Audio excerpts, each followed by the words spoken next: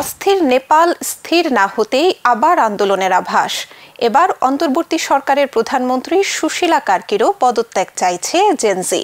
নেপালের সরকার বিরোধী আন্দোলনের নেতা সুদান গুরুংয়ের নেতৃত্বেই প্রধানমন্ত্রীর বাসভবনের সামনে বিক্ষোভ করেছে তরুণেরা।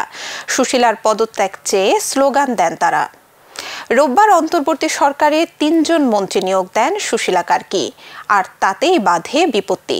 বিক্ষোভকারীদের দাবি, তাদের সঙ্গে পরামর্শ না করেই মন্ত্রীদের নিয়োগ দেওয়া হয়েছে।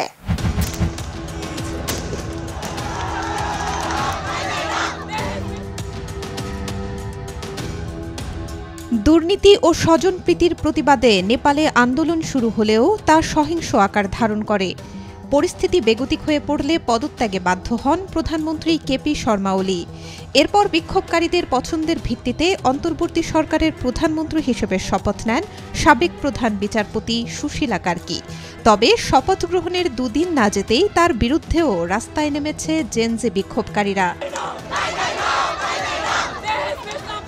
দায়িত্ব নেয়ার পর গত রোববার আইনজীবী ওম প্রকাশ আরজালকে স্বরাষ্ট্র ও আইন মন্ত্রণালয়ের দায়িত্ব দিয়েছেন প্রধানমন্ত্রী কার্কি। রমেশ্বর খনালকে নিয়োগ দিয়েছেন অর্থমন্ত্রী এবং কুলোমান ঘিসিংকে জ্বালানি মন্ত্রী হিসেবে। বিক্ষোভকারীদের অভিযোগ, মন্ত্রীদের নিয়োগ দেওয়ার আগে তাদের সাথে পরামর্শ করা হয়নি। সংশ্লিষ্ট কর্মকর্তারা জানিয়েছেন, কার্কি প্রথমে ফোনে ৩ জনের সঙ্গেই আলাদাভাবে কথা বলেন, পরে সামনাসামনি আলোচনার মাধ্যমে চূড়ান্ত সিদ্ধান্ত নেন।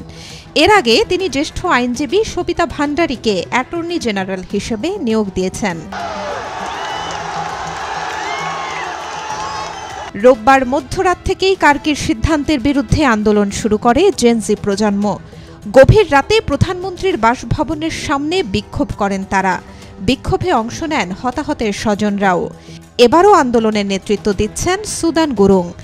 গুরুং হুঁশিয়ারি দিয়ে বলেন, জেনজিরা যদি আবার রাস্তায় নামে কেউ তাদের থামাতে পারবে না। তারা ক্ষমতায় যাকে যেখানে বসিয়েছেন সেখান থেকে উপড়ে ফেলবেন।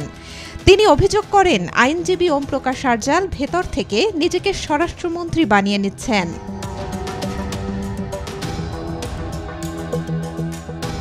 রোববার সকাল থেকেই কার্কি মন্ত্রিসভা গঠনে আলোচনা শুরু করেন। মন্ত্রিসভায় প্রধানমন্ত্রী সহ সর্বোচ্চ ১১ জন সদস্য থাকতে পারবেন। অর্থাৎ যেসব মন্ত্রী নিয়োগ পেয়েছেন তাদের অতিরিক্ত দায়িত্বও দেয়া হতে পারে।